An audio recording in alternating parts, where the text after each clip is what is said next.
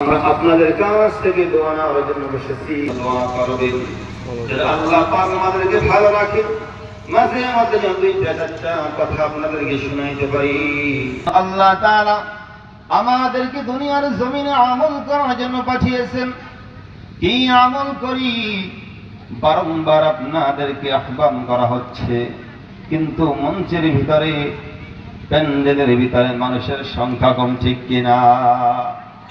এখানে আমল করার জন্য আজকেই মাহফিল, ঠিক কিনা? আমল করার জন্য আজকের এই মাহফিল। তো মুহতারাম হাজিরিন, সংক্ষেপে শেষ করে দিচ্ছে।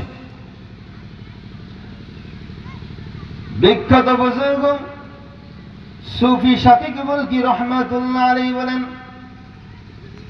শাকিক বলকি রহমাতুল্লাহ আলাইহি বলেন, আমি 5টা জিনিস তালাশ করেছি, আর এই 5টি বিষয় আমি 5 জায়গায় পেয়েছি। বলে সুবহানাল্লাহ।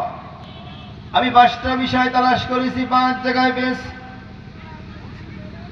আজকে মানুষ খেত কামার করে, চাকরি করেন, সামনে সে সুখ শান্তি থাকবে, সুন্দর খানা পিনা সে পান করবে।